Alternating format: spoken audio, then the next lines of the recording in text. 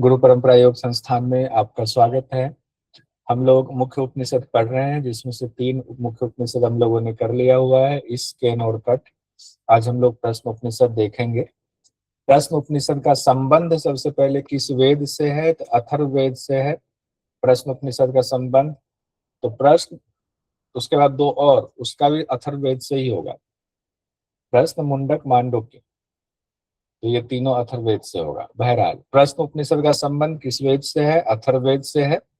और अथर्ववेद में भी कहाँ पर है? तो पिप्पलाद शाखा ब्राह्मण भाग में है। एक तो ध्यान रखिए, अथर्ववेद में ब्राह्मण भाग में है, और उसमें भी पिप्पलाद शाखा, पिप्पलाद ऋषि के द्वारा जो लिखा गया है, वो जो मंत्र दिया गया, मंत्र को साक्षात किया गया है, तो पिप्पलाद शाखीय ब्राह्मण भाग से लिया गया है।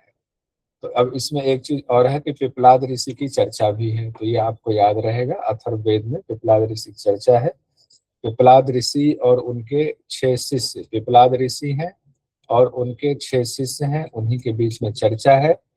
और इस चर्चा में जो 6 ये प्रश्न है, 6 ऋषि हुए और उनके 6 प्रश्न हुए, तो इसमें अध्याय ना हो करके 6 प्रश्न दिया हुआ, उसी को 6 खंड में विभक्त कर दिया हुआ। पहला प्रश्न हो गया पहला खंड, दूसरा प्रश्न हो गया दूसरा खंड, तीसरा प्रश्न तीसरा खंड, इस तरह से 6 प्रश्न, तो 6 खंड ये माना जाता है प्रश्न उपनिषद में।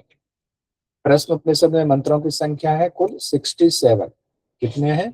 67 है।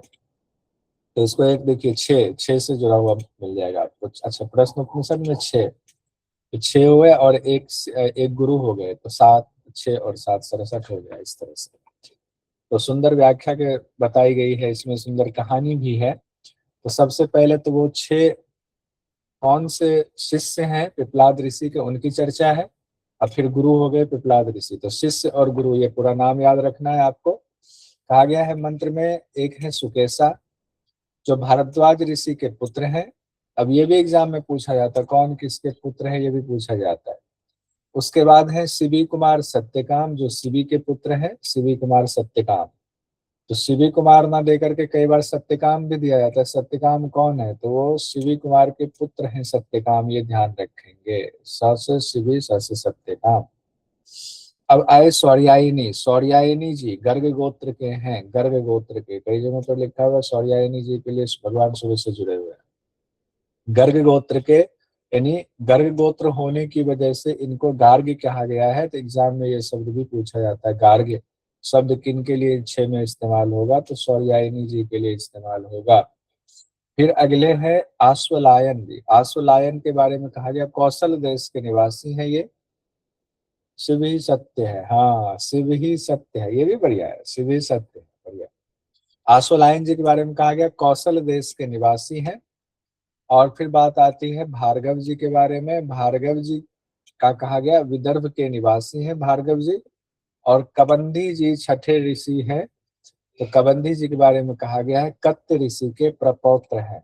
कत्त ऋषि के प्रपौत्र की चर्चा आई है। पुत्र, पौत्र, प्रपौत्र, ध्यान दीजिएगा। कबंधी ऋषि के ऋषि कौन है? कत्त ऋषि के प्रपौत्र हैं। ये शब्द पर गौर कीजिएगा, यहाँ से हो सकता है क्वेश्चन बन जाए। अब कहानी इसमें क्या है? ब्रह्म की जिज्ञासा लिए ये 6 के 6 ऋषि पहुंचे इनके पास में, पिप्पलाद ऋषि के पास में। तो ये हो गए शिष्य, पिप्पलाद ऋषि हो गए गुरु। पिप्पलाद ऋषि के पास पहुंचे, तो हम लोगों ने अभी तक जो पढ़ा हुआ है, योगी को ही शिक्षा दी जाती है। यूं ही अकस्मात कोई किन्हीं के पास पहुंच जाए और ब्रह्म ज्ञान लेना शुरू कर दे, ऐसा नहीं हो सकता है। तो सभी लोग पिप्पलाद ऋषि के पास पहुंचे। पिप्पलाद ऋषि ने क्या कहा? 1 साल तक हमारे आश्रम में ब्रह्मचर्य का पालन करते हुए तपस्या करो, तो उसके बाद जो सवाल होंगे वो मैं जितना जानता होऊंगा तुम्हारे सवालों का जवाब दे दूंगा। तो अब इसका मतलब क्या हुआ कि एक तो शिष्य तो स्वीकार करना होगा, और शिष्य को जो है गुरु की सेवा करनी होगी, यानी योग्यता साबित करनी होगी, तब जाकर के उनको ब्रह्म ज्ञान मिलेगा। अब देखिए, हम लोग इसमें देखते हैं पहला सवाल, दूसरा सवाल, तीसरा सवाल किन्होंने सीक्वेंस में पूछा है, बहुत इंपॉर्टेंट है। पहला सवाल किनका है? इसका हम लोगों ने निमोनिक बनाया हुआ है, इस सब लोगों को याद होगा भी। कबंधी भागा अश्व से शौर्य दिखाकर सत्य बोलकर सुकेशा से मिला। कितना हो गया? 1 2 3 4 5 6। कबंधी भागा अश्व से शौर्य दिखाकर, सत्य बोलकर सुकेशा से मिला। कबंधी भागर आशुलायन शौर्यायनी और सत्यकाम सुकेशा। तो इस तरह से सीक्वेंस है, तो ये सीक्वेंस पूछा जाता है। इतना ही नहीं, ये तो सिंपल सीक्वेंस है। ये सीक्वेंस कई बार दे दिया जाता है कि प्राण के बारे में जो सवाल पूछा गया वो प्राण का सवाल पहला प्रश्न था या दूसरा प्रश्न था, एक तरह से क्वेश्चन पूछा जाएगा। तीसरा पूछा तो प्राण से संबंधित सवाल किसने पूछा।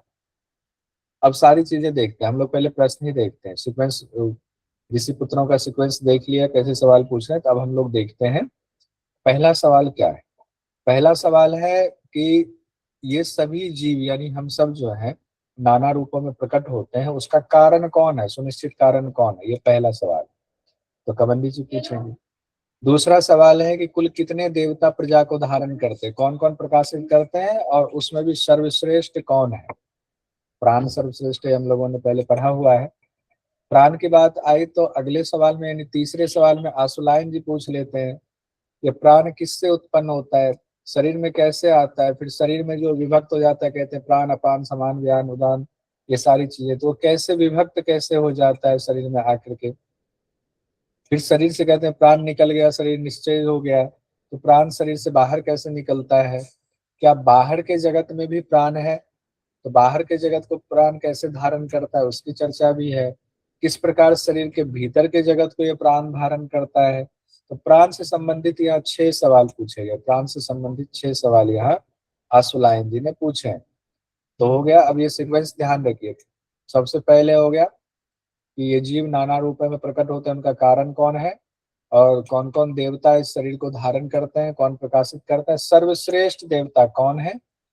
फिर प्राण की चर्चा आती है, तो प्राण कैसे आए, कैसे विभक्त हुए, कैसे निकल रहे हैं, बाहर का प्राण अंदर का प्राण, सारा कुछ हो गया। तीसरे सवाल में प्राण पर पहुंच गए। फिर शरीर की चर्चा होती है, तो शरीर में कौन सोता है, कौन जागता है, कौन देवता स्वप्न की घटनाओं को देखता है, यह सुख किसको होता है, सभी देवता किसमें स्थित होते हैं, ये सारे प्रश्न यहाँ पर चौथे प्रश्न में आ जाएगा। पांचवा प्रश्न है ओंकार की उपासना का। पांचवा प्रश्न क्या है, ओंकार की उपासना का पांचवा प्रश्न है। किस लोक की प्राप्ति होती है, कैसे उपासना करना है। और छठा प्रश्न सुकेशा जी का है कि 16 कलाओं वाला वो पुरुष कैसा है, 16 कलाओं वाला पुरुष कैसा है, ये छठा प्रश्न है। ठीक है, अब ये प्रश्न सब लोगों को याद हो गया, बताइए। प्रश्न भी सीक्वेंस में याद होना चाहिए, और इन्होंने कौन सा प्रश्न पूछा ये भी सीक्वेंस में याद होना चाहिए। तो इसको आपको बिठाना है। एक तो ये हुआ, अगर हम लोग पहली की तरफ फिर पढ़ेंगे फिर वहीं से पहुंच जाएंगे, इसलिए पढ़कर आएंगे तो ज्यादा अच्छा रहेगा। हम लोग पहले प्रश्न पर आते हैं कबंदी जी का। कबंदी जी ने पूछा कारण कौन है, ये जो पूरी जीव पूरी सृष्टि देख रहे हैं उसका कारण कौन है। तो कारण कौन है तो पहले बताएंगे ना सृष्टि की रचना कैसे हुई, दो चीजें मिलने से जब ये दोनों चीजों का योग हुआ तब जाकर के सृष्टि की रचना हो रही है। यहीं पर बात आती है रई और प्राण की। तो एक रई है एक प्राण है, यानी अगर हम अलग अलग देखें तो एक रई है एक प्राण है। जब ये दोनों मिल जाते हैं इनका संयोग होता है तो सृष्टि की रचना होती है। जब सृष्टि की रचना होती है तो इस सृष्टि में तो बहुत कुछ है, जो भी चीज है उसमें दो भाग हैं उसके, हर चीज के दो भाग हैं। रई का भी अंश है प्राण का भी अंश है। कैसे अंश है, तो साल होता है, संवत्सर होता है, साल साल में कहा गया कृष्ण पक्ष, साल में कहा गया है दक्षिणायन और उत्तरायण। तो दक्षिणायन एक रई का प्रतिनिधित्व होगा और जो है उत्तरायण आपका प्राण का प्रतिनिधित्व होगा। उसी तरह महीने में आए तो महीने में भी कृष्ण पक्ष शुक्ल पक्ष है, तो दोनों में एक प्राण और एक रई होगा, उसके बिना नहीं रह सकता है। यानी प्राण और रई मुख्य है, उससे जितनी सृष्टि मिली जितनी सृष्टि में चीजें हैं सब प्राण और रई से मिल करके बने हुए हैं, इसीलिए संवत्सर में प्राण रई है। उसी तरीके से आपका महीने में जो है कृष्ण पक्ष शुक्ल पक्ष प्राण रई के रूप में है। फिर आपके दिन में जो है दिवस है रात्रि है, तो उसमें भी रई और प्राण का मिलन है तभी है वो। उसी तरीके से हर चीज में प्राण और रवि है, रई है। तो यहाँ पिपलाद ऋषि कहते हैं देखो पहले सृष्टि की रचना समझ लो, तो सृष्टि की रचना क्या है, प्राण और रई एक जोड़ा है और उसी से इस सृष्टि की रचना हुई। कैसे किसने की है, तो प्रजापति ने की। प्रजापति ने सृष्टि की रचना की, उनकी इच्छा हुई। और कैसे किया उन्होंने, तो प्राण और रई का एक जोड़ा उत्पन्न किया, उससे हुआ। तो अब ये प्राण और रई किस ग्रंथ से संबंधित है, किस उपनिषद से संबंधित है, ये ध्यान रखिए। मुख्य रूप से यहाँ पर इसकी चर्चा की गई है। किन्होंने इच्छा की थी, तो प्रजापति ने इच्छा की थी, ये ध्यान रखना है। प्राण और रई में कौन कौन सी चीजें आती हैं वो ध्यान रखना है कि रई में कौन सी चीजें आएंगी, प्राण में कौन सी चीजें आएंगी। ये एग्जाम में कई बार पूछा गया और आगे भी पूछा जाएगा। चंद्रमा को रई कहा गया, प्राण सूर्य को कहा गया, अगर ये समझ लेंगे तो हो जाएगा। सूर्य को प्राण कहा गया है, चंद्रमा को रई कहा गया, यानी चंद्रमा को भोग वाली वस्तुएं कहा गया, सूर्य को जीवनी शक्ति कहा गया है। तो चंद्रमा में वह जो मूर्त अमूर्त है वो सब रई है, जो मूर्त है या अमूर्त है रई है। जैसे कि मांस है, मेद है, अस्थि है, मज्जा है, आकाश वायु इत्यादि अमूर्त है और ये मूर्त है, ये सब कहा गया चंद्रमा है। और मूर्त हो चाहे अमूर्त हो, सबकी जो जीवनी शक्ति है उसको कहा गया है वो सूर्य है। तो सूर्य के बारे में फिर व्याख्या करते हुए, चाहे सूर्य पूरब में हो, पश्चिम, उत्तर, दक्षिण चारों दिशाओं में हो, तो प्राणों का ही किरण जो है, किरण से वो धारण किए हुए चारों दिशाओं को। कैसे उन्होंने चारों दिशाओं को धारण किया है? अपनी किरणों के द्वारा धारण किया हुआ है। चाहे नीचे के लोग हो, ऊपर के लोग हो, बीच के लोग हो, सबको उन्होंने धारण किया हुआ, अपनी किरणों में धारण किया हुआ है। और उन्हीं सूर्य के लिए वैश्वानर अग्नि शब्द का भी इस्तेमाल किया गया, ध्यान रखेंगे। वही सूर्य सभी प्राणियों के शरीर में, हम लोगों के शरीर में वैश्वानर अग्नि है, हमने पढ़ा हुआ है। तो वैश्वानर अग्नि क्या है? वो सूर्य ही है, यानी हमारे अंदर सूर्य का अंश है। सहस्त्रों किरणों वाला सूर्य जात वेद सम है, इसलिए अग्नि को जात वेदा कहा जाता है। अग्नि को क्या कहा जाता है? जात वेदा। वायु को क्या कहा जाता है? वायु को मातृ मातृस्व कहा जाता है, मातृस्व, ठीक है, मातृस्व वायु। जात वेद सम जो सूर्य के लिए भी इस्तेमाल किया जाता है, इसलिए अग्नि के लिए भी ये शब्द इस्तेमाल किया जाता है। जगत में प्राण फूक रहे हैं, ये सूर्य ही फूक रहे हैं। जगत में प्राण गर्मी बनाए रखते हैं, प्रकाश फैलाते हैं, तो सब कुछ यही कर रहे हैं। अब कहा गया चूंकि प्राण और रई से मिलकर के सब बना हुआ है, उस ब्रह्म की व्याख्या करते हुए कह रहे हैं कि प्रजापति ही संवत्सर है। क्यों संवत्सर है प्रजापति? क्योंकि प्रजापति ने ही अपने से दो चीजों को उत्पन्न किया हुआ है, प्राण और रई को। और इस संवत्सर में वो दोनों चीजें मौजूद हैं, प्राण भी मौजूद है, यहाँ रई भी मौजूद है। तो संवत्सर एक साल के हो गए, इसके दो अयन होते हैं, दक्षिणायन और उत्तरायण, यहाँ कहने का संदर्भ है। तो दक्षिणायन हो गया आपका रई और उत्तरायण हो गया आपका प्राण। दक्षिणायन रई, उत्तरायण प्राण है। इसके बारे में हम ज्यादा नहीं पढ़ेंगे, भगवत गीता में भी हम लोगों ने पढ़ा हुआ है। उत्तरायण मार्ग से जो जाता है, यानी जो सूर्य की उपासना करता है, जो भोग विलास में नहीं लगा रहता है, इसका ये अर्थ हुआ, वो उसको मुक्ति मिलती है। जो भोग में लगा रहता है ये शारीरिक चीजों के लिए, उसको मुक्ति नहीं मिलती, वो फिर लौट कर आ जाता है। इतने ही तत्व देवता कहते हैं। सूर्य के 5 पैर हैं, पद्म पादम शब्द कहा गया है, पंच पादम शब्द कहा गया है।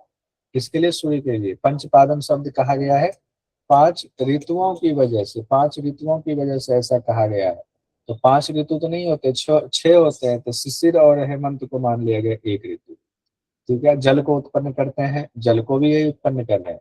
12 आकृति कही गई, 12 आकृति वाले हैं, 7 पहियों के रथ में सवार हैं, रथ में अरे लगा हुआ, तो 6 अरे भी हैं, और सबको जानते भी हैं वो सूर्य। सूर्य की इतनी व्याख्या कही गई है। 12 आकृति को 12 महीना माना गया, 7 पहिए को 7 रंग, 6 अरे को फिर यहाँ पर 6 ऋतु भी कहा गया, लेकिन ये व्याख्या में चीजें आई हुई है। पिपलाद ऋषि ने संवत्सर बता दिया, संवत्सर के 2 भाग बता दिया, कौन उसमें प्राण है, कौन रई है। अगर एग्जाम में आ जाए संवत्सर में दक्षिणायन को क्या कहा गया, उत्तरायण को क्या कहा गया, तो हम लोग आराम से लिख देंगे। फिर उसके बाद आती है बात की महीना, 1 महीना, 12 महीने का पूरा एक संवत्सर होगा, जिसमें 6 महीना 6 महीने में बटा होगा। तो महीना भी 2 भाग में बटा होता है, कृष्ण पक्ष में और शुक्ल पक्ष में बटा होता है। तो कृष्ण पक्ष को क्या कहेंगे? सूर्य कहेंगे, यानी रई कहेंगे या प्राण कहेंगे। शुक्ल पक्ष को रई कहेंगे या प्राण कहेंगे, ये भी जानना चाहिए। तो शुक्ल पक्ष आपका प्राण है, कृष्ण पक्ष आपका रई है। जो भी आपका होगा, जो निकृष्ट वाली चीजें, वो सब रई हो जाएंगे, निकृष्ट वाली चीज, सिंपल ऐसे ध्यान रखिएगा। कृष्ण पक्ष हुआ दाया भाग, शुक्ल पक्ष हुआ बाया भाग। भोग विलास चाहने वाले दाया पक्ष में आसक्त होते हैं, और जो ऋषिगण होते हैं शुक्ल पक्ष में निष्काम कर्म करते हैं। निष्काम कर्म ही शुक्ल पक्ष है, सीधा ऐसे भी हम मान लिया। हमारा शरीर है, हमारा मन है, मन दो कार्य करता है, अच्छा या बुरा। तो अच्छा जो हो गया शुक्ल पक्ष अनासक्त वाला, और बुरा जो हो गया कृष्ण पक्ष हो गया। सूक्ष्म व्याख्या के हिसाब से देखें तो भोग विलास और अनासक्त वाले उसमें आता है। अब आते हैं हम लोग 24 घंटे, तो 24 घंटे में भी दिवा और रात्रि है। दिन को क्या कहेंगे? प्राण। रात्रि को क्या कहेंगे? रई। तो दिन में सूर्य चमकते हैं, रात में चंद्रमा का राज होता है। तो अब यहाँ भाई पूरी व्याख्या में नहीं आएंगे, बस इतना ही एग्जाम की दृष्टि से महत्वपूर्ण है। इससे आगे बढ़ते हैं हम लोग। पिपलाद ऋषि कहते हैं अन्न ही प्रजापति है। अब प्रजापति ने ही सृष्टि की रचना की है, उन्होंने ही प्राण और रई की रचना की, उससे मिलकर के फिर पूरी सृष्टि की रचना हुई।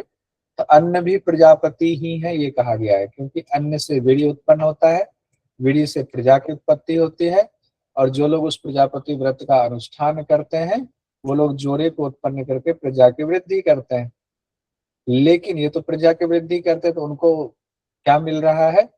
प्रजा की वृद्धि में या तो संतान की प्राप्ति होगी, पुत्र या पुत्री की प्राप्ति होगी। तो ये तो ठीक है, अनुष्ठान करके इस तरह से बढ़ते, लेकिन दूसरे अनुष्ठान वाले भी हैं यहाँ पर।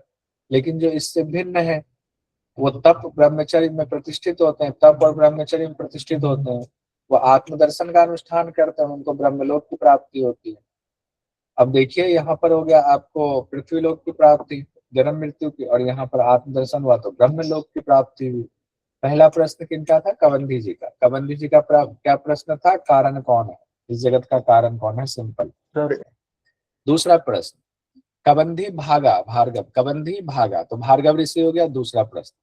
अब भार्गव ऋषि 3 प्रश्न पूछते हैं। कितने प्रश्न पूछ रहे हैं? 3 प्रश्न पूछ रहे हैं भार्गव ऋषि। क्या पूछ रहे हैं? पहले तो हो गया सृष्टि के कारण कौन है, वो हो गया पूरा। अब कुल कितने देवता प्रजा को धारण करते हैं, कौन कौन प्रकाशित करते हैं, सर्वश्रेष्ठ कौन है, ये 3 चीजें हो गई। कुल कितने देवता प्रजा को धारण कर रहे हैं, कौन प्रकाशित करते हैं, कौन सर्वश्रेष्ठ है। तो जितने देवता हैं सभी हमारे शरीर में मौजूद है, और उसमें भी सर्वश्रेष्ठ कौन है? तो प्राण है। उसमें भी सर्वश्रेष्ठ कौन है? इसकी पूरी कहानी हम लोग पहले पढ़ चुके हैं, इसमें और ज्यादा नहीं जाएंगे, लेकिन फिर भी एक बार देखते हैं। वैसे तो सबका आधार आकाश रूप देवता ही है, तो इसको ध्यान रखें। सबके आधार कौन है? आकाश रूप देवता है। आकाश से उत्पन्न हुए की बात हो रही है। वायु अग्नि जल पृथ्वी भी इस शरीर के धारक देवता है। एकादश इंद्रिय भी देवता ही है। एकादश इंद्रिय भी क्या है? देवता है। श्रेष्ठता को लेकर के देवताओं में हो गई लड़ाई, और उस लड़ाई के बाद ये फाइनल ये हुआ, उस लड़ाई को हम फिर यहाँ नहीं लाएंगे, उसमें फाइनल ये हुआ कि प्राण सर्वश्रेष्ठ है, ये सिद्ध हो गया कि प्राण निकलने लगे तो सभी देवता के भी प्राण निकलने लगे, सभी देवता वहां से हटने लगे। तो जब प्राण देवता ये हो गया कि प्राण देवता सबको धारण किए हुए हैं, प्राण देवता ही मुख्य है, सर्वश्रेष्ठ है, तो सभी देवता क्या करने लगे? प्राण देवता की स्तुति करने लगे कि यही सूर्य है, आप ही सूर्य हो, आप ही मेघ हो, आप ही इंद्र हो, आप ही वायु हो, आप ही पृथ्वी हो, सब उनको कहने लगे। तो अब यहाँ पर फिर प्राण देवता की संपूर्ण जो है उनकी ही व्याख्या दी हुई प्राण देवता के बारे में। तो यहाँ हो गया कौन कौन देवता का नाम वहां आया हुआ है, सब देख लिया, सब हमारे शरीर में मौजूद है, और उसमें सर्वश्रेष्ठ प्राण हो गए। तो प्राण को सब लोग स्तुति करके दूसरा प्रश्न कंप्लीट हो गया भार्गव जी का। तीसरे प्रश्न में अब बात आएगी कि प्राण से संदर्भ की, प्राण कैसे आया, किससे उत्पन्न हुआ, यानी शरीर में कैसे पहुंच गए, शरीर में कैसे बट गए, उस शरीर से बाहर कैसे निकलते हैं, बाह्य जगत को कैसे धारण करते हैं, किस प्रकार शरीर के भीतर के जगत को धारण करते हैं, ये सारी बातें आई हुई। प्राण किससे उत्पन्न हुआ, शरीर में कैसे आता है, खुद को कैसे विभक्त करता है, किस प्रकार प्रतिष्ठित करता है, शरीर से बाहर कैसे निकलता है, बाह्य जगत को कैसे धारण करता है, किस प्रकार शरीर के भीतर की जगत को धारण करता है। 6 प्रश्न हमें ध्यान रखना है। अब ये भी अभी तक नहीं पूछा गया, ये वाला क्वेश्चन हम सोचेंगे चलो इसको इग्नोर कर दे, नहीं चलेगा, ऐसे क्वेश्चन आ सकता है। तो आशुलायन जी ने तीसरा प्रश्न पूछा, उस प्रश्न में कितने प्रश्न थे, कितनी चीजें पूछी गई, या आशुलायन जी ने अकेले में कितने प्रश्न पूछे थे? वैसे तो एक है, लेकिन एक प्रश्न में कितने प्रश्न पूछ रहे हैं? तो 6 प्रश्न पूछ रहे हैं। हम इस एंगल से भी देख लेते हैं तो हर्जी क्या है। ठीक है, तो पिपलाद ऋषि कहते हैं तुम बहुत कठिन प्रश्न पूछ रहे हो, मैं इन प्रश्नों का जवाब देता हूँ। किनका प्रश्न चल रहा है अभी? प्राण वाला प्रश्न किनका है? प्राण वाला प्रश्न आशुलायन जी का। प्राण का प्रश्न आशुलायन जी का है। पहला प्रश्न कौन था? कबंधी जी का। कारण हुआ कबंदी जी का। दूसरा प्रश्न क्या हुआ, देवता कौन, देवता। भार्गव का। तीसरा प्रश्न हुआ अश्वलायन जी का। अश्वलायन जी अब प्राण से संबंधित 6 प्रश्न पूछ रहे हैं। पहले प्रश्न में कहा गया सर्वश्रेष्ठ प्राण परमात्मा से उत्पन्न हुआ। पहले प्रश्न का उत्तर हो गया किससे उत्पन्न हुआ, परमात्मा से उत्पन्न हुआ। अब उसके बाद यहीं पर आते बस खत्म, मन के द्वारा। अब कैसे वो शरीर में कैसे प्रवेश करते हैं, तो मन के द्वारा किए हुए संकल्प से यह प्राण शरीर में प्रवेश करता है। 2 बात हो गई, परमात्मा से निकले, मन ने जो संकल्प किया उस संकल्प की वजह से प्राण शरीर में प्रवेश कर गया। मनोकृतेन कहा, यानी जैसा मन का संकल्प वैसा ही शरीर मिलता है। अब तीसरा प्रश्न है, आशुलायन जी तीसरा प्रश्न पूछ रहे हैं, प्राण खुद को कैसे विभक्त करते हैं, प्राण खुद को कैसे विभक्त करते हैं। तब कहा गया जिस प्रकार एक चक्रवर्ती सम्राट अपना राज्य बांटता है, पहले ऊपर का अधिकारी है, उससे नीचे का अधिकारी है, गांव तक में उसके अधिकारी होते हैं, सुपीरियर से लेकर के नीचे तक, उसी तरीके से ये प्राण भी अपने आप को बांट लेता है पूरे शरीर में। तो मुख्य प्राण ही बाकी प्राणों को शरीर में अलग अलग स्थानों में नियुक्त करता है। जैसे राजा का मंत्री है तो मंत्री ही सबको नियुक्त कर रहा है, तो मुख्य प्राण ही, राजा मान लीजिए आत्मा हो गए और मंत्री हो गए मुख्य प्राण, तो मुख्य प्राण ही अपने आप को शरीर के अलग अलग भागों में स्थापित करके अलग अलग नामों से अवस्थित हो जाता है। मुख में और नासिका से विचरता हुआ आंख और कान में प्राण खुद रहते हैं। अब ये यहाँ से इंपॉर्टेंट हो जाएगा कि आपके प्रश्न उपनिषद के हिसाब से मुख नासिका से विचरता हुआ आंख कान में किनका स्थान है, तो प्राण का स्थान कहा गया। पायु और उपस्थ में कहा गया किनका स्थान है, अपान का स्थान है। पायु और उपस्थ में किनका स्थान है, अपान का। शरीर के मध्य भाग में समान है, शरीर के मध्य भाग में कौन है, समान प्राण है, यही प्राण में हवन किए हुए अन्न को संपूर्ण शरीर में पहुंचाता है। शरीर में फैले 72 करोड़ नाड़ियों में कौन है, व्यान प्राण है। शरीर में फैले 72 करोड़ नाड़ियों में कौन सा प्राण है, ये एग्जाम में आएगा, ये सब एक एक पॉइंट अब भी याद कर लीजिए, 4 बार बोल लीजिए, माइक बंद है बोल लीजिए 4 बार, अभी याद हो जाएगा। व्यान प्राण है। एक मुख्य नाड़ी जो ऊपर की ओर जाती है उसमें उदान प्राण रहता है। एक मुख्य नाड़ी ऊपर की ओर जाती है तो हम लोग सब जानते हैं, एक सुषुम्ना ही ऊपर की ओर जाती है, उसमें कौन सा प्राण रहता है, उदान प्राण कहाँ रहता है, आए तो सुषुम्ना नाड़ी में रहता है, ध्यान रखिए। उदान प्राण कहाँ रहता है, सुषुम्ना नाड़ी में रहता है। उदान प्राण कहाँ रहता है, सुषुम्ना नाड़ी में रहता है।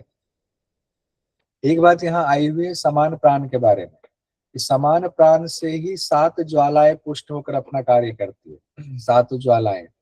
अब 7 ज्वालाओं के बारे में व्याख्या में मैं 1-2 और किताबें पढ़ रहा था, उसमें भी कहा गया 2 नाक 2 कान 2 आंख और 1 मुख कहा गया है।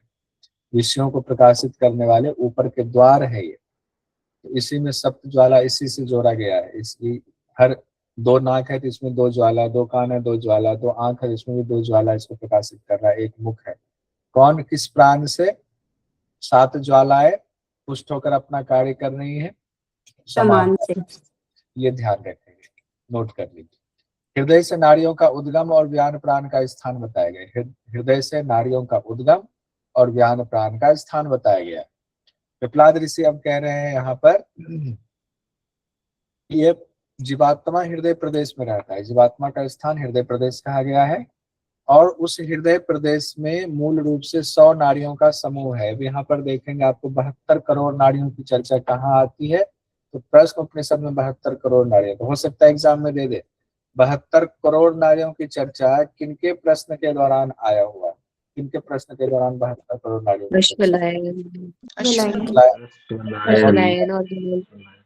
जनरली हम लोग क्वेश्चन इतने अंदर तक नहीं जाता, ऐसे पूछा जा सकता है। कैसे 72 करोड़ है, तो मूल रूप से 100 नाड़ियों का समूह निकलता है, उनमें से एक एक नाड़ी से 100 शाखाएं निकल रही, और प्रत्येक शाखा से 72,000 प्रति शाखाएं निकल रही, यानी कुल मिलाकर 72 करोड़ नाड़ियां हुई। कुल मिलाकर कितनी हुई, 72 करोड़ नाड़ियां। इन सभी नाड़ियों में व्यान वायु विचरण करती है। सभी नाड़ियों में कौन सी वायु विचरण कर रही है, 72 करोड़ नाड़ियों में व्यान वायु विचरण कर रही है, ये ध्यान रखेंगे। तो अब 72 करोड़ भी हो गया, वो भी देखें। उसके अलावा सुषुम्ना नाड़ी की भी चर्चा है, उदान का स्थान और कार्य। तो उदान का स्थान तो हम लोगों ने पहले देखा था, कौन सा है, सुषुम्ना है। तो 72 करोड़ नाड़ियों में के अलावे एक नाड़ी और है, तो 72 करोड़ एक नाड़ी हो गया। अगर ऐसे क्वेश्चन दे दे कि एक नाड़ी जो ऊपर की ओर जाती है, उसके सहित कितने नाड़ी बताए गए? 72 करोड़ 1 नाड़ी हो जाएगा। तो वो 1 नाड़ी 72 करोड़ नाड़ी से अलग है, जो हृदय से निकलती तो है लेकिन ऊपर की ओर जाती है। उसी में उदान वायु का स्थान है, उदान वायु का स्थान उसी में है, ऊपर की ओर विचलन। ये सब अब सिर्फ पॉइंट आप नोट करते चले जाइए, बाकी तो सब कुछ आपके पास मटेरियल है ही। उदान वायु का कार्य क्या है? उदान वायु कहता है वह पुण्य कर्मों के द्वारा मनुष्य को पुण्य लोक में ले जाता है और पाप कर्मों के कारण उसे पाप योनियों में ले जाता है। तो पुण्य कर्म करने वालों को मनुष्य शरीर में ले जाता है, तो उदान ही आपको अलग अलग शरीर में ले जाता है। उदान का ही कार्य, गाड़ी वही है। आशुलायन के 3 प्रश्नों का उत्तर हो गया। चौथा प्रश्न है शरीर से बाहर कैसे निकलता है? अब प्राण शरीर से बाहर कैसे निकलता है? तो जो प्राणी पुण्य कर्म करता है उसे उदान वायु ही शुभ अशुभ कर्मों सहित अलग अगली योनि में ले जाता है। कैसे निकलता है? तो उदान वायु के साथ निकलता है, लेकिन और भी चीजें उसमें है। तो अन्य योनियों में कौन ले जाता है? उदान वायु ले जाता है। जो पाप पुण्य दोनों कर्मों करने वाले उनको मनुष्य शरीर मिलता है, जो बुरे कर्म करने वाले उनको नीच योनियां मिलेंगी। वह जीवात्मा जिस संकल्प वाला होता है, वह जीवात्मा जिस संकल्प वाला होता है, यानी मन के संकल्प की बात हो रही है। मन के संकल्प विकल्प किसका कार्य है? संकल्प हो गया तो मन करता है। तो जीवात्मा जो संकल्प कर रहा है, जीवात्मा खुद से नहीं कर रहा है संकल्प, वो मन से कर रहा है, यानी मन के संकल्प की बात हो रही है। उस संकल्प के साथ मुख्य प्राण में स्थित हो जाता है, तब मुख्य प्राण तेज से युक्त होकर के भिन्न भिन्न योनियों में ले जाता है। तो मुख्य प्राण ले जाता है, लेकिन उसमें भी भूमिका होती है उदान प्राण की। ये ध्यान ले जाता है प्राण, लेकिन प्राण में भी कौन? उदान प्राण ले जाता है। ये बात 5वें छठे के दौरान की गई, लेकिन उससे पहले ये बात आई हुई। उदान फिर मुख्य प्राण, यानी सब कुछ आ गया। सूक्ष्म शरीर बन गया, सूक्ष्म शरीर को उदान प्राण ले जा रहा है। और क्यों ले जा रहा है? क्योंकि मन ने संकल्प किया। अगर मन का संकल्प विकल्प खत्म हो जाए तो मुक्ति मिल जाएगी। अब आश्वलायन जी का 5वां और छठा प्रश्न है। आश्वलायन जी का 5वां छठा प्रश्न क्या है? बाह्य जगत को कैसे धारण करता है, शरीर के भीतर के जगत को कैसे धारण करता है? तो उसके जवाब में कहा गया है, पिपलाद ऋषि कहते हैं सूर्य को कहा गया बाह्य प्राण है। जो बाहर सूर्य है वो हमारे शरीर के बाहर का प्राण। अगर बाहर प्राण ना हो तो हम तब भी जीवित नहीं रह पाएंगे। ये भी बहुत बड़ा सत्य है। यह मुख्य प्राण ही शरीर के बाह्य अंगों को पुष्टि करता है। तो हमें सूर्य की रोशनी चाहिए होती है। यही आंख आदि को देखने की शक्ति किससे मिल रही है? उसी सूर्य से मिल रही है। अंदर के प्रकाश से नहीं हम कुछ देख पा रहे हैं। तो बाहर जो प्राण है, उस प्राण की वजह से हमारी आंख आदि जो शक्तियां, बाकी और जो शक्तियां हैं वो कार्य करने में सक्षम हो रही है। पृथ्वी में जो अपान वायु की शक्ति रूपी देवता है, वही हमारे शरीर में अपान वायु को टिकाए रखती है। यानी बाहर भी अपान वायु है, वो पृथ्वी में कहा गया। अपान वायु आए किसमें कहा गया? तो अपान वायु कहा गया पृथ्वी में। ध्यान दीजिएगा, अपान वायु किसमें कहा गया? पृथ्वी में। ये नोट कर लीजिएगा, अपान वायु किसमें? पृथ्वी में। वही हमारे शरीर के अपान वायु को टिकाए रखती है।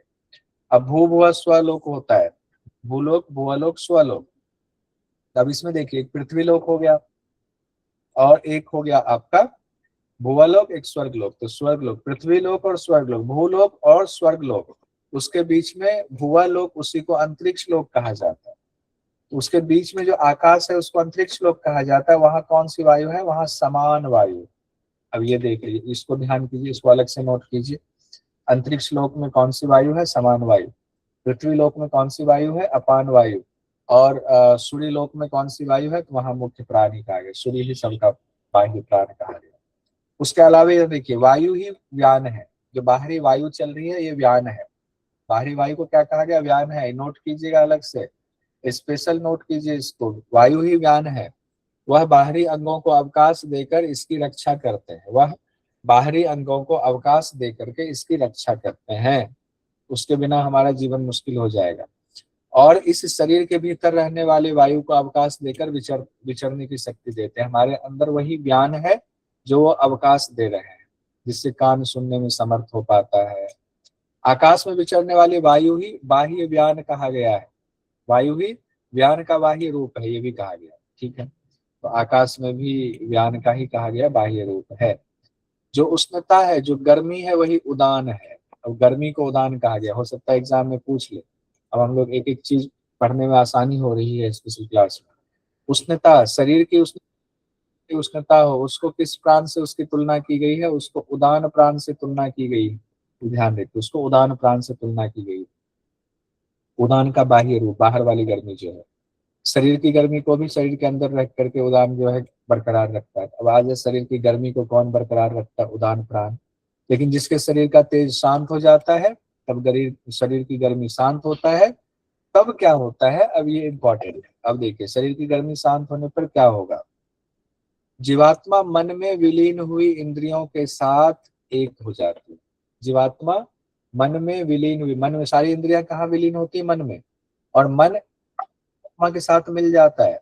उसके साथ मिलने के बाद क्या होता है? ये इंपॉर्टेंट है। उदान वायु रूपी गाड़ी में सवार हो जाता है, और फिर उदान वायु ही उसको लेकर के अब जाएगा, जो जन्म मिलेगा उस जन्म में लेकर जाएगा। मुक्ति नहीं मिलेगी है, क्योंकि यहाँ पर अब जीवात्मा अलग नहीं हुआ है, अब जीवात्मा नाम कहा गया है।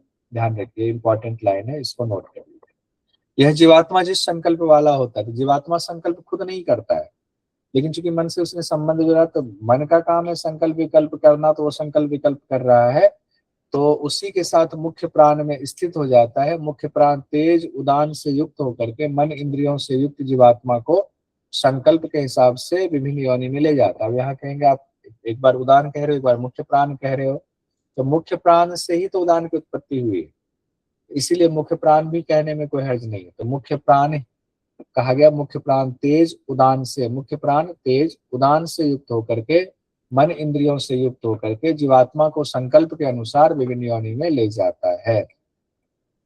इस प्रकार जो विद्वान इस रहस्य को समझ लेता है, इस प्राण के इस रहस्य को समझ लेता है, उसकी संतान परंपरा कभी खत्म नहीं होती है, वो अमर हो जाता है। आश्वलायन जी का प्रश्न कंप्लीट हो गया। आश्वलायन जी का कौन से नंबर का प्रश्न था? तीसरे पहला प्रश्न किनका था? कबंधी जी का। क्या पूछा था? कारण पूछा था। कारण क्या? इस जीव जो नाना रूप में फैला है, कारण कौन है? दूसरा प्रश्न किनका था? भार्गव जी का था। भार्गव जी ने क्या पूछा था? भार्गव जी ने क्या पूछा था? शरीर को कौन धारण करता है, कौन कौन देवता, उसमें श्रेष्ठ देवता कौन है? तीसरा प्रश्न हुआ कबंधी भागा अश्व से, आश्वलायन जी का। उन्होंने प्राण के बारे में 6 सवाल पूछ दिए, प्राण के बारे में उन्होंने 6 सवाल पूछ दिए। अब चौथा प्रश्न होगा सौर्यायनी जी का। चौथा प्रश्न किनका है? सौर्यायनी जी का। सौर्यायनी। अब ये चौथा प्रश्न पूछ रहे हैं, और सौर्यायनी जी के बारे में ध्यान रखें, एग्जाम में पूछा जाता है। गर्ग गोत्र के कहा गया, गार्ग इनको कहा जाता है, गर्ग गोत्र के सौर्यायनी। इन्होंने जो चौथा प्रश्न पूछा उसमें 5 प्रश्न आते हैं। यहाँ से भी हो सकता है एग्जाम में आ जाए कभी, तो बहुत डीप पूछेंगे कि इस मनुष्य शरीर में कौन कौन सोता है, कौन कौन जागता है, कौन से देवता स्वप्न की घटनाओं को देखता है, यह सुख किसको होता है, सभी देवता किसमें स्थित होते हैं, ये सारी बात है। अब यहाँ जो बात है ना, कौन से देवता स्वप्न को देखता है, अब यहाँ पर बड़ी दिक्कत वाली स्थिति आ जाती। यहाँ पर आ जाती, देवता शब्द आया हुआ तो जीवात्मा को देवता कैसे कहेंगे? लेकिन जीवात्मा ने संबंध जोड़ा है, तो अब देखना पड़ेगा क्वेश्चन कैसे पूछा जाता है। तो इसलिए यहाँ पर देवता अगर आए, यहाँ मन ही आएगा। हम लोग आगे देखते हैं उसको कैसे किया जाए। पहला सवाल है, पहले सवाल को देखते हैं, कौन कौन सोता है? तो सो तो सभी जाते हैं, फिर जागता कौन है? फिर ये सवाल आएगा। तो पिपलाद ऋषि जवाब दे रहे हैं, गहरी निद्रा के समय शरीर में जितने देवता है, ऊपर देवता की बात हो गई थी, वो सभी देवता कहाँ मिल जाते हैं? मन में जो है विलीन हो जाते हैं। सभी देवता कहाँ विलीन हो जाते हैं? मन में। मन रूप देवता में सब विलीन हो जाते हैं, इसी को देव कहा गया। तो मुख्य देव कौन हो गए? मन देव हो गए उस वक्त, क्योंकि ये एकादश इंद्रिय में प्रमुख है, इसीलिए। तो अब बाकी देवताओं का कार्य बंद हो गया, सभी इंद्रियों का कार्य व्यापार बंद हो गया। अब इंद्रियां ही सारी सो गई, तो और देवता भी बेचारे सो ही जाते हैं, सब सो जाते हैं। उस समय जीवात्मा भी कुछ नहीं कर रहे होते। जीवात्मा क्यों नहीं कर रहे होते हैं? क्योंकि जीवात्मा किसके थ्रू करेंगे? तो मन के थ्रू। अब मन में सारे देवता आगे हुए हैं, मन भी जो है अपना इत्मीनान से, मन कह रहा है कि हम काम हमारा कौन करेगा? अधिकारी का काम कौन करेगा? उसके नीचे का, नीचे वाला सारा आकर के मन के पास बैठ गया, तो काम कौन करेगा? नहीं कर रहा है। इसीलिए कहा गया जीवात्मा भी कुछ नहीं कर रहा होता है, वह जीवात्मा भी सो रहा होता है। तो सारे ही सो रहे हैं। अब सवाल है कि जब सारे सो रहे तो जाग कौन रहा है? इसी को सोना कहते हैं। लेकिन एक चीज ध्यान दीजिएगा, जीवात्मा कभी सोता नहीं है, कभी जागता नहीं। जीवात्मा सोने जागने से परे है। ये भी एक सच है, जब व्याख्या में हम लोग जाते हैं तब ये आता है। तो जागता कौन है, तो एक शब्द है, 5 प्राण रूप अग्नियां ही जागती। तो 5 प्राण, पंच प्राण जागता है, सिंपल सा एग्जाम में आए तो पंच प्राण जागता है। कौन जागता है इस शरीर रूपी अग्नि में, पंच प्राण जाग रहा है। और उस पंच प्राण की व्याख्या की गई है, उसकी व्याख्या नीचे देखिए। पंच प्राण की एक तो पंच प्राण अपान ही कहा गया, ग्राह्य पत्य अग्नि है, व्यान ही अनवाहार्य पाचन पचन अग्नि है, अग्नि ही दक्षिणाग्नि है। और फिर कहा गया ग्राह्य पत्य अग्नि से जो उठा कर ले जाई जाती है वह आह्वनीय अग्नि है, अग्नि प्रणयन उठा कर ले जाने के कारण प्राण रूप अग्नि है। अब इसकी इतनी व्याख्या की गई, इसमें ना ही जाए तो अच्छा है। अब उस प्राण रूप अग्नि में प्राण की ही आहुति होती रहती, क्योंकि ये जागता है, ये हवन करेंगे, ये हवन करते रहते, कौन, पंच प्राण हवन करते रहते हैं। यज्ञ चलता रहता है, श्वास का पूरक रेचक चलता रहता है। अब वो हवि का काम करता है। हम श्वास लेना बंद कर दें तो देखिए, आपने हवन कुंड लिया, उसमें अगर हवि नहीं डालेंगे तो हवन कुंड शांत हो जाएगा। उसी तरह इस शरीर है, शरीर में हवन हो रहा है, तो हवन में कौन हवि है, तो ये कहा गया है सामग्री कौन है, ये आपका हो गया पूरक रेचक। पूरक रेचक ही हवि है, पूरक रेचक, ध्यान दीजिएगा, सामग्री यही है। अब सवाल है कि ऋत्विक कौन है, कौन यज्ञ करवा कौन रहे हैं, तो होता कौन है यज्ञ करवाने वाले, तो समान वायु को कहा गया, समान वायु होता है, कौन है, समान वायु ही होता है, समान वायु ही होता है। यजमान कौन है, यजमान कहा गया मन ही यजमान, मन ही यजमान। अब ये तो पुरोहित हो गए, समान वायु। लेकिन कोई घर का आदमी, यजमान मतलब क्या होता है, जो घर वाला होता है, जो यज्ञ करवा रहा है। कौन यज्ञ करवा रहा है, मन करवा, मन ने जिम्मेदारी दे दी पंडित जी को, आप करवाइए, हम सो रहे हैं। यज्ञ का फल किन क्या होता है, तो उदान द्वारा अग्नि अगले अगली योनि की प्राप्ति होती है। अब यहाँ साफ साफ कहा गया है, उदान द्वारा ही अगली योनि की प्राप्ति होती है। ये बहुत इंपॉर्टेंट है, चारों चीजें, इसको ध्यान रखिएगा। यह उदान प्राण ही मन रूप यजमान को हर रोज निद्रा के समय ब्रह्मलोक यानी कि हृदय प्रदेश में भेजता है, आत्मा के स्थान में। अब मन में तो सारे लोग आकर के, सारे अधिकारी जो उनके नीचे के थे सब मन में मिल गए। अब मन कहाँ जा रहा है, आत्मा प्रदेश में, लेकिन लेकर के कौन जा रहा है, आत्मा प्रदेश में कौन लेकर जा रहा है, सॉरी बताना था। इसको नोट कर लीजिए स्पेशल डायरी, इसको इंपॉर्टेंट नोट कीजिए। अगर बुक है तो बुक में ही वही इंपॉर्टेंट नोट लिख दीजिए, बुक गंदा कीजिए, बुक गंदा करने के लिए मिला हुआ तभी फायदा। तो उदान प्राण ही मन को ले जाता है, कहाँ ले जाता है, आत्मा के पास, हृदय प्रदेश में ले जाता है। क्लियर हो गया। अगला देखिए, कौन से देवता स्वप्न की घटनाओं को देखता है, कौन से देवता स्वप्न की घटनाओं को देख रहा है, तो जीवात्मा ही मन और इंद्रियों द्वारा अपनी विभूतियों को देखता है। कौन देखता है, जीवात्मा ही देखता है। कैसे देखता है, मन और इंद्रियों के द्वारा अपनी विभूतियों को देखता है। अब यहाँ दो बातें आ जाएंगी, मैंने आज व्याख्या पढ़ रहा था, व्याख्या में फिर चूंकि देवता शब्द आया हुआ है तो उस हिसाब से मन होना चाहिए, ठीक है, तो मन ही देख रहा है। अब मन तब तक नहीं देख सकता है जब तक जीवात्मा का उनसे संबंध नहीं होगा। तो इसको लेकर के दो मत है अभी भी। लोग कहते हैं, अगर कहेंगे कि मन देख रहा है तो गलत हो जाएगा, अगर जीवात्मा देख रहा है तो सही होगा। लेकिन मन के बिना जीवात्मा देख ही नहीं सकता, ये भी है। अब हमें ये देखना पड़ेगा एग्जाम में कैसे क्वेश्चन पूछा गया है, क्या कैसे पूछा जाता है, जब क्वेश्चन करेंगे हम लोग तब उसमें आएंगे। तो जीवात्मा ही देखता है और मन और इंद्रियों के द्वारा देखता है। लेकिन अगर जीवात्मा ना रहे, सिर्फ मन दिया हुआ है, तो मन ही सही उत्तर होगा। देव आ गए तो देव तो ऐसे ही मन, जीवात्मा देव नहीं, ये ध्यान रखिए। कुछ चीजें बिल्कुल क्लियर लिख लीजिए। स्वप्न में क्या देख रहा होता है, तो स्वप्न में जो पहले देखा है, अनुभव किया है, बार बार सुना है, उसी चीज को देखता है। कई बार तो कल्पनाशील होता है मन, तो पहले नहीं देखा है वो चीजें भी दिख जाती है। कई बार इधर उधर का जोड़ तोड़ के, मरोड़ के, मिला जुला रूप देखते हैं। कई बार विचित्र घटनाओं का दर्शन होता है, ये मन की वजह से होता है। अब चौथा सवाल है, नींद में सुख का अनुभव किसको होता है, नींद में सुख का अनुभव, तो निद्रा के समय, निद्रा के समय जब मन उदान वायु के अधीन होकर के हृदय प्रदेश में चला जाता है। अभी हम लोगों ने देखा मन किसके अधीन होकर के, उदान वायु के अधीन होकर के कहाँ जा रहा है मन, तो हृदय प्रदेश में जा रहा है। तब निद्रा अवस्था में जीवात्मा मन के द्वारा स्वप्न को नहीं देखता है, बल्कि वह सुख का अनुभव करता है। सुख का अनुभव तो इनडायरेक्टली सुख का अनुभव तो जीवात्मा को ही हो रहा है। अब वो मन के द्वारा कुछ देख नहीं रहा, क्योंकि वहां आ गया, तो सुख का अनुभव किसको हो रहा है, जीवात्मा। पांचवी बात है सभी देवता किसमें स्थित होते हैं। तो सभी देवता जैसे शाम को सारे पक्षी कहाँ आ जाते हैं, अपने निवास में, वृक्ष पर सबका घोंसला वहां पहुंच जाता है, उसी तरीके से सभी देवता कहाँ निवास करेंगे, तो परमात्मा में निवास करेंगे। ये ध्यान रखिए, एक एक शब्द में छोटे छोटे बना लीजिए। सभी देवता कहाँ निवास करते हैं, परमात्मा में निवास करते हैं। सभी देवता परमात्मा के ही आश्रित होते हैं, चाहे वो पंचभूत हो, तन्मात्रा हो, ज्ञानेन्द्रिय हो, कर्मेंद्रिय हो, सारे देवता है, अंतःकरण हो, सभी देवता परमात्मा के ही आश्रित होते हैं।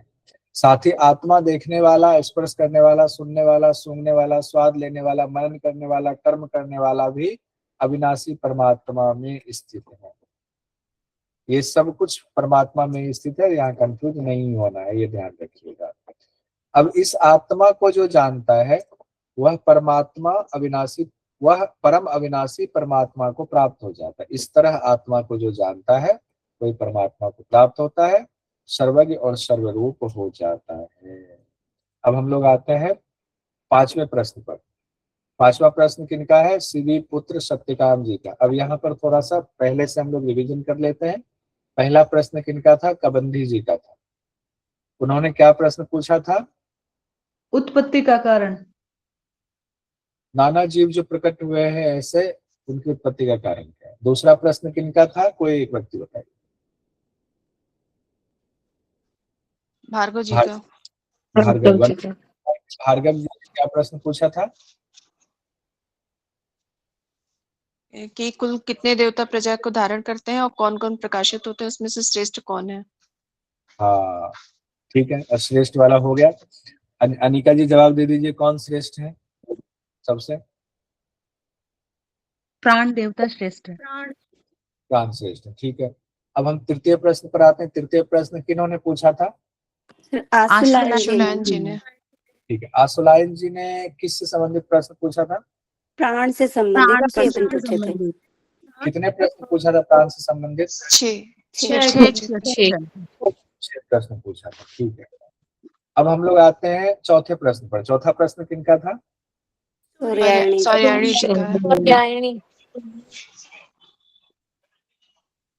किनका था, गर्गगोत्र। सौर्यायणी था। मनुष्य शरीर में कौन होता है, सौर्यायणी। गर्ग गोत्र की सौर्यायणी ऋषि। हाँ क्या पूछा था, सोता है रिलेटेड। इस मनुष्य शरीर में कौन कौन सोता है, कौन कौन जागता है, वो अपने सपने की घटनाओं में क्या देखता है, उसके बारे में। उसके बारे में, बहुत सुंदर। अब पांचवा प्रश्न हमारा हो गया शिवी कुमार सत्यकाम जी का। पांचवा प्रश्न शिवी कुमार सत्यकाम जी का। और पांचवें प्रश्न में ओंकार की बात आई हुई है। क्या है ओंकार, ओंकार की उपासना कैसे करें, ओंकार की उपासना से क्या फल की प्राप्ति होगी, ये सारी बातें शिवी कुमार सत्यकाम जी पूछ रहे हैं। शिवी कुमार सत्यकाम जी, शिव ही सत्य है, ये आप में से किन्हीं ने बताया था कि शिव ही सत्य है। शिवी कुमार सत्यकाम जी, पांचवा प्रश्न उनका, ओंकार की उपासना। अब आइए पिपलाद ऋषि क्या जवाब देते हैं। पर ब्रह्म ही ओम है, एक तो इन्होंने ये कहा, ओम कौन है, पर ब्रह्म ही ओम है। परब्रह्म ही ओम है। एक चीज ध्यान दीजिएगा, कठोपनिषद में हम लोगों ने देखा था ना, ब्रह्म और पर ब्रह्म दोनों के लिए ओम कहा गया था। जब ओमकार की वहां पर बात आई थी, याद आया, कठोपनिषद में कहा गया था चाहे पर ब्रह्म हो चाहे ब्रह्म हो, ओंकार ही है वो। अच्छा बीच में थोड़ा सा ब्रेक करके ये बताइए, प्रश्न उपनिषद में कितने मंत्र हैं, 67। तो कितने मंत्र हो गए, 67 मंत्र हो गए, 67। आइए हम लोग आते हैं पांचवें प्रश्न पर, जो ओंकार से संबंधित प्रश्न है। पिपलाद ऋषि जवाब देते हैं, पर ब्रह्म ही ओम है, अपर ब्रह्म ही ओम है। जिस भाव जिस संकल्प से आप जाप करोगे ओंकार का, वैसी प्राप्ति हो जाएगी आपको। और संकल्प कैसा हो क्या हो उसकी चर्चा यहाँ आ रही है। अब संकल्प और उससे जो फल प्राप्त होता है उसकी चर्चा पांचवें में कहा गया है। अगर कोई ऐश्वर्य में आसक्त होकर के उसे पाने के लिए एक मात्रा वाले, यहाँ से एग्जाम की दृष्टि से हो गया, एक मात्रा वाले ओम का जाप करता है, अगर कोई एक मात्रा वाले ओम का जाप, तब क्या होगा, तब यहाँ पर इंपॉर्टेंट हो गया, ऋग्वेद की ऋचाएं उसे पुनः मनुष्य शरीर में प्रवेश करा देती हैं। कौन, ऋग्वेद की ऋचाएं। ऋग्वेद ऋग्वेद ऋग्वेद ऋग्वेद सबसे पुराना है, तो पहला वाला ऐसे याद रखिए, पहली मात्रा एक मात्रा ओम का जाप, ऋग्वेद की ऋचाएं, ऋग्वेद से ऋचाएं पुनः मनुष्य शरीर में प्रवेश करा देती है मरने के बाद। वह उत्तम आचरण वाला होता। मनुष्य शरीर में भी क्या होगा? उत्तम आचरण वाला, हमारे आपके जैसे होगा, योग करने वाला होगा और अच्छे ऐश्वर्य को भोगे। ऐश्वर्य का मतलब ये नहीं खूब पैसा होना ही ऐश्वर्य होता है। ऐश्वर्य का ये तात्पर्य, ऐश्वर्य तो मन से होता है, प्रसन्न है तो ऐश्वर्य भी। बार बार मनुष्य जन्म लेता है, सुख रहता है, जो एक मात्रा वाले ओंकार करता है। किससे? ऋग्वेद से। अब दो मात्रा युक्त ओंकार की जो उपासना करता है वो क्या हुआ? ऋग्वेद के बाद कहा गया यजुर्वेद, ऋग्वेद के बाद यजुर्वेद। यजुर्वेद के मंत्रों के द्वारा सोमलोक में जाएगा। सोमलोक का क्या अर्थ होता है? सोमलोक का कोई बताएंगे? सोमलोक का क्या अर्थ होता है? चंद्रलोक। चंद्रलोक। हाँ, सोमलोक मतलब चंद्रलोक। चंद्रलोक किनको कहा जाता है? जनरली स्वर्गलोक के बारे में कहा जाता है। सोमलोक यानी चंद्रलोक को प्राप्त होता है, और जब वहां सारा पुण्य आपका क्षय हो जाएगा तो फिर वापस वो मनुष्य योनि में जन्म ले। तब तक भले आपको कोई देवता बन करके वहां रहे, सारे भोग भोगेंगे, वापस आ जाएंगे जमीन पर। जब तक है दो मात्रा में यजुर्वेद, सोमलोक। 3 मात्राओं से युक्त ओंकार का जाप। अब इसमें कहा यानी आत्मा का संधान। 3 मात्रा एक साथ कर दिया तो आत्मा का संधान करेंगे। आत्मा के लिए हम कोशिश कर रहे हैं, आत्मा को जानने की कोशिश कर रहे हैं। वो तेजोमय सूर्यलोक में जाता है। वो कहाँ जाता है? तेजोमय सूर्यलोक में जाता है। कहाँ पर? 3 मात्रा से। फिर वो सामवेद की श्रुतियों के द्वारा ब्रह्मलोक में जाता है। तीसरी मात्रा में देखिए, पहले सूर्यलोक, फिर उसके बाद ब्रह्मलोक में जाएगा, आत्मदर्शन हो जाता है, फिर वह वापस नहीं आएगा। ना बुढ़ापा ना मृत्यु छू पाती। तो एक बार हम लोग कर लेते हैं इन तीनों का, फिर आगे बढ़ेंगे। पहला हुआ हमारा एक मात्रा युक्त ओंकार। एक मात्रा युक्त ओंकार कौन से वेद से जुड़ा हो गया? ऋग्वेद से। ऋग्वेद की ऋचाओं से कहाँ जाएगा? मनुष्य लोक में ही उसका जन्म होगा, लेकिन अच्छी स्थिति में होगा। 2 मात्रा का अगर साधना करते हैं तो क्या हुआ? हमें यजुर्वेद से संबंधित हो गया। यजुर्वेद के मंत्रों के द्वारा कहाँ जाएंगे? सोमलोक में, चंद्रलोक में जाएंगे, और जब पुण्य खत्म हो जाएगा तो पृथ्वीलोक में फिर लौट आएंगे। 3 मात्राओं से युक्त ओंकार का जाप के लिए कहा गया सूर्यलोक में जाएंगे। सूर्यलोक की चर्चा आई हुई है। सूर्यलोक के बाद कहा गया है सामवेद की चर्चा, वेद से जुड़ा हुआ। सूर्यलोक जाने के बाद फिर उसके बाद सामवेद की श्रुतियों के द्वारा ब्रह्मलोक में जाएंगे। 3 बारे में ध्यान रखिएगा। सामवेद यहाँ पर आ गया, सामवेद आ गया, आत्मदर्शन वहां हो रहा है। अब यहाँ पर देखिए चौथी लाइन में क्या बात कही गई है, अभिमन्यु जी आता है। ओंकार की तीनों मात्राएं जो अ, उ और म है, एक दूसरे से संयुक्त होकर के अलग अलग प्रयुक्त की गई हो तो संयुक्त तो है ही, अ उ म अलग नहीं है, लेकिन हम अलग अलग अगर प्रयुक्त करें, अलग अलग उसकी उपासना करें तो कहा गया वो मृत्यु युक्त ही है ना, अलग अलग योनियों में घुमाने वाला है, मुक्ति नहीं मिलेगी, कुछ खास फायदा नहीं है अलग अलग अगर हम उपासना करें। लेकिन बाहर, भीतर और मध्य तीनों यानी सभी क्रियाओं में हर वक्त इसका ध्यान करने पर परमेश्वर को जानने वाला विचलित नहीं होता है। भीतर यानी अंदर, बाहर, मध्य सभी क्रियाओं में हर वक्त जो ओंकार का ध्यान करता है तो परमेश्वर को ही मानता है, कभी विचलित नहीं होता है। 5 प्रश्न कंप्लीट हो गया हमारा। कोई दिक्कत 5 प्रश्न में?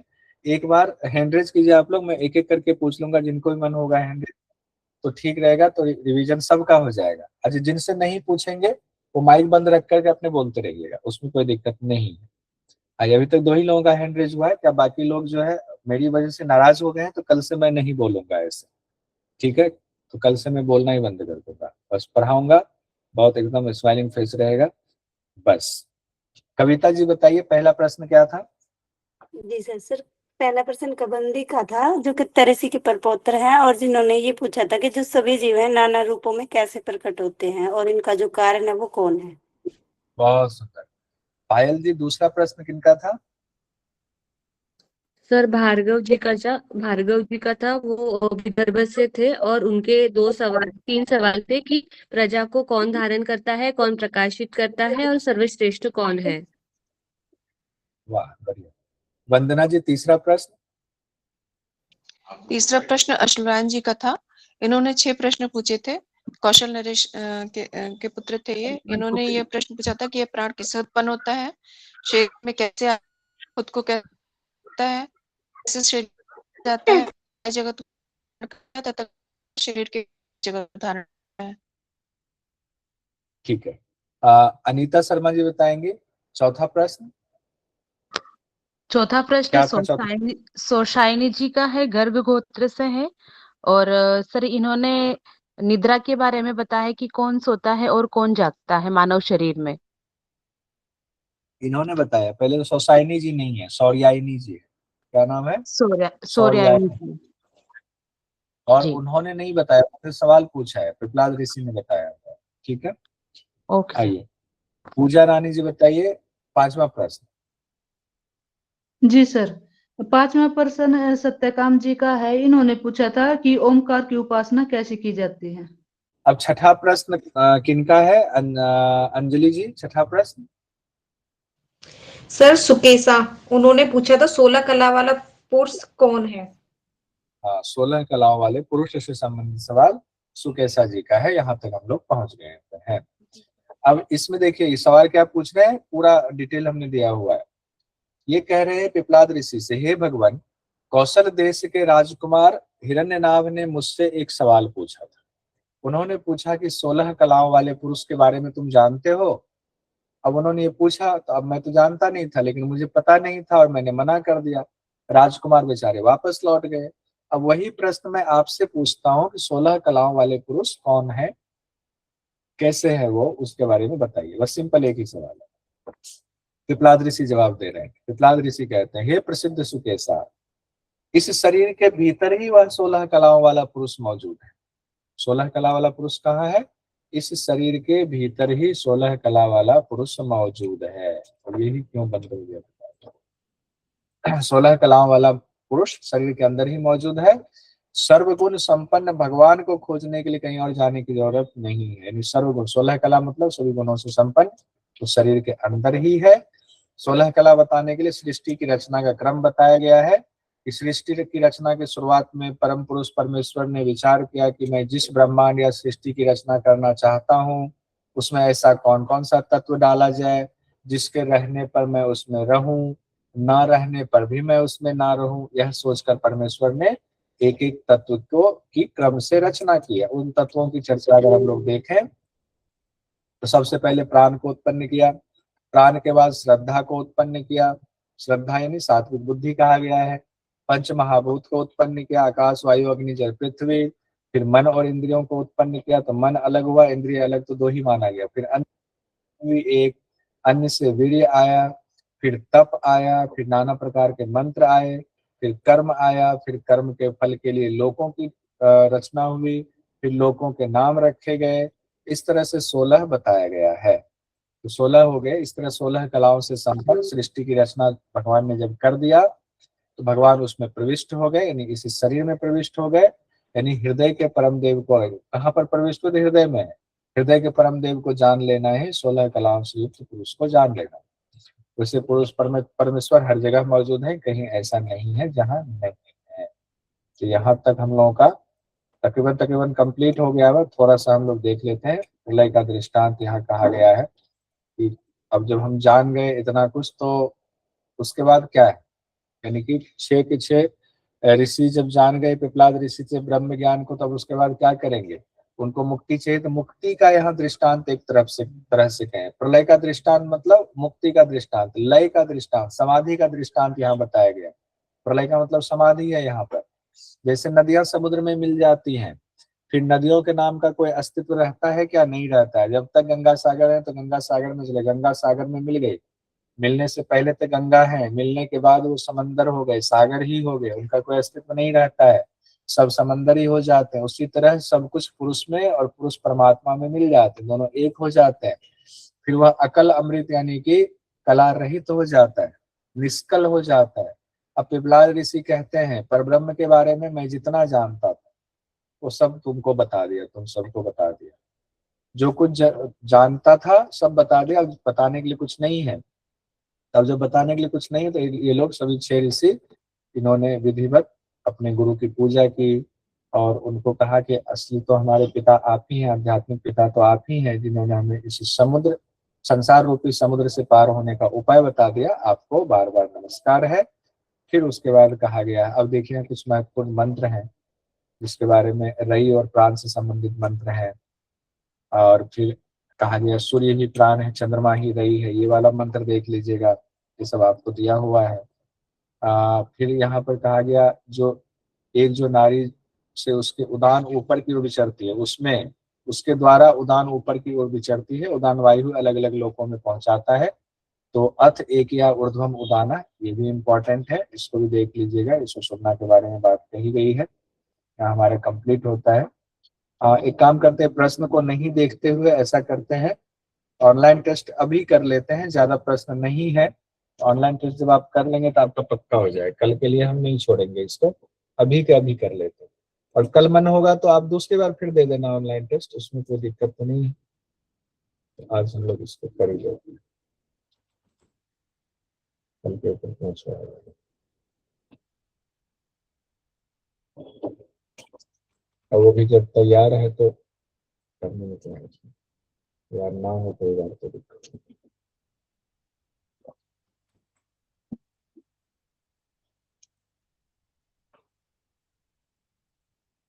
भेज दिया हमने, यहाँ भी मैसेज में डालता हूँ। अब आप इतनी बार हम कविता रानी जी 22 23 में 22 सही, एक गलत हो गया है। कौन सा गलत हो गया कविता रानी जी का? प्रश्न उपनिषद में प्रजा को धारण करने वाले सबसे देवता किनको कहा गया?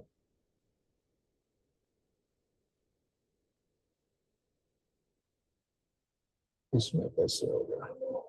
सर इसमें हमने जो आपने पढ़ा उसमें मतलब जो आधार है सबका उसको आकाश बताया ना, वहां से उत्पत्ति बताई गई है। तो सर सर्वश्रेष्ठ कंफ्यूजन था किसको इसमें करूं, अगर आकाश नहीं होता तो फिर प्राण को ही डालते। सर्वश्रेष्ठ लेकिन लिखा है, सर्वश्रेष्ठ जी देवता सर। कौन? शब्द पे जी गौर सर, कीजिए। मेरा भी क्वेश्चन गलती हुआ है सर, और इसी में कंफ्यूजन था मुझे भी ऐसे ही, मेरा भी सेम यही क्वेश्चन गलती हुआ है। सर्वश्रेष्ठ देवता है तो सबसे देवता में तो आकाश आएंगे ही नहीं। आकाश भले ही सबके आधार जरूर है, उनसे उत्पत्ति भी हुई है, लेकिन अब आइए इसे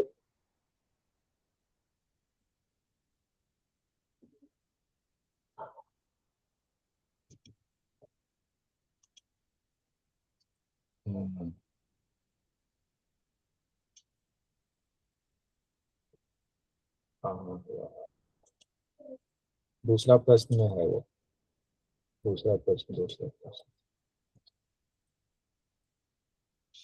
तो प्राण रहे वाला पहला प्रश्न है, दूसरा प्रश्न हाँ ये है ना। वैसे तो सबका आधार आकाश रूप देव ही है, आकाश से ही हुए हैं सभी उत्पन्न हुए, लेकिन चूंकि सर्वश्रेष्ठ इसमें कहाँ लिखा हुआ कि सर्वश्रेष्ठ देवता इनको कहा गया है? कहीं लिखा है? हो गया क्लियर कि नहीं हुआ? जी सर। अगला है सावन जी का 19। सावन जी आजकल आपका क्यों मीटर डाउन चल रहा है? कुछ तो गड़बड़ चल रहा है। सावन जी नहीं पढ़ पा रहे हो, कहाँ दिक्कत आ रही है? पूजा पटेल जी का 23 में 23 सही है, चलिए बहुत बढ़िया, बधाई हो आपको। सार्थक जी का 22, एक सार्थक जी का गलत हुआ है, कौन सा वाला गलत हुआ है? इनका कुछ और गलत हुआ है। हाँ, किस प्राण का स्थान बताया गया वो नोट कर लीजिएगा, टेबल बना लीजिएगा, प्राण का स्थान वाला। उसमें और भी देखना पड़ेगा, बाहर के प्राण का भी हमने बताया, तो टेबल बना लीजिएगा। वंदना जी का 22, वंदना जी का भी एक गलत हो गया। अरे सर वो प्राण रही लगाते वक्त वाला गड़बड़ हो गया, वो लगाते वक्त गड़बड़ हो गया, अभी दोबारा हमने डाल दिया, सही हो गया, सही कर दिया उसको। क्यों डाला आपने इतनी जल्दबाजी में? 1 मिनट रुक जाते हैं। नहीं वो क्लिक करते वक्त वो हो गया था। कोई नहीं। पूजा रानी जी 22, एक एक एक एक एक, एक। श्रेष्ठ देवता, कहाँ सर्वश्रेष्ठ देवता? अभी तो पढ़ा हम लोगों ने। जी सर, ये पढ़ा था लेकिन आधार बताया गया है ना आकाश को, तो उसी में कंफ्यूजन रह गया, इसलिए हो गया सर। कविता सरन जी का 22, कविता जी भी वही तो नहीं अटकी?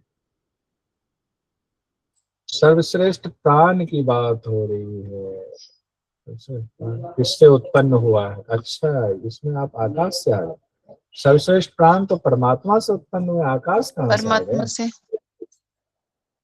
कविता जी, कविता जी वैष्णवी जी के पास आते। वैष्णवी जी का 19 4 गलत हो गया।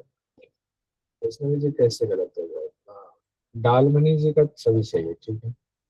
रामानंद जी आजकल आपका भी मीटर डाउन चल रहा है, लगता है कमाई ज्यादा कर रहे हो आजकल आप, इसमें मीटर डाउन चल रहा है। कुछ हमारे अकाउंट में भी ट्रांसफर कर दो। लीच लीच मत भेजना, पैसा भेजना, पैसा। पता चला पार्सल कर दिया लीच। प्रतिमा जी का 22 एक गलत हो गया है। प्रतिमा जी का कौन सा गलत हो गया है? 16 कला पुरुष कहाँ मौजूद है? ब्रह्मलोक में। अरे वाह, आपने इसका मतलब क्लास में थे नहीं, सिर्फ ऑनलाइन टेस्ट दिया होगा। 16 कला मौजूद ब्रह्मलोक में मौजूद है, इससे भी पोल खुल जाती है। रुचि जी का एक गलत हो गया। रुचि जी का कौन सा गलत हो गया? वो 7 स्थान वाला गलत हो गया। हाँ, स्थान है। ठीक है, तकरीबन सभी लोगों ने दे ही दिया हुआ है। अंशुका जी का 2 गलत हो गया। अंशुका जी क्यों 2 गलत हो गया? अभिलाषा, अच्छा अभिलाषा जी का पहला दिन है तो भी उस हिसाब से उन्होंने अच्छा किया परफॉर्म 19। ठीक है, चलिए पहली क्लास से आता। उदित राज का कहाँ एक गलत हो गया? हाँ गलत हो गया। कौन कौन जाग रहा होता? मन जाग रहा होता है। अरे बात हम लोग क्या था, 5 पंच प्राण रूपी अग्नियां जाग रही होती हैं, आहुति चल रही होती है। सर मैंने उस सेंस में लगा दिया, वो देवता सारे सो गए और मन में सो गए, तो मैं अब उसका एक काम करना हो दीजिए, 1 लाइनर बना लेना उसका। 1 लाइनर से क्लियर हो पाएगा। ठीक है, ऐसा हो जाता है। स्वाति जी का एक का गड़बड़ हो गया। वो क्रम में सर मैंने फर्स्ट लगा दी, वो तृतीय था। यही गड़बड़ है। इसको तो हमने जबकि वो गलत होना नहीं चाहिए था, लेकिन हाँ गलत हो गया। 6 प्रश्न 6 बार हम लोगों ने उसको रिपीट किया। आशा जी, आशा बोल अरे सर, आज ना बहुत ज्यादा यहाँ पे शोर हो रहा था, बर्थडे मनाया जा रहा सामने, तो मुझे तो आपकी आवाज ही बहुत कम आई, लेकिन सुना मैंने तो भी। मेरा एक क्वेश्चन गलत हो गया सर, 1 से 1 मान लिया। क्लास में क्यों नहीं आ रहे हो? उसमें प्रैक्टिकल क्लास। मैं तो क्लास में हूँ। आज आए थे प्रैक्टिकल क्लास में आप? नहीं सर। क्यों? नहीं तो थोड़ी तबीयत ठीक नहीं थी सर। ठीक है, सिर में दर्द था, इसलिए मैं ज्वाइन नहीं कर पाई। ठीक है। 21 23 सुरभि जी का 2 गलत हो गया है। ध्यान दीजिए, सुरभि जी कौन से 2 गलत हुआ है? वंदना जी ने फिर दोबारा दिया, पूरा सही हो गया। फिर अनीता जी का 4 गलत हो गया है। आशीष जी का 2 गलत हो गया है। ठीक है, देव जी का 1 गलत हुआ। कौन सा, कहाँ पे अटके आप? 101 नारी की चर्चा कहाँ कहाँ है? यही मेरा भी गलत हुआ सर। कठोपनिषद में नहीं पढ़ा था हम लोगों ने 101 नारी?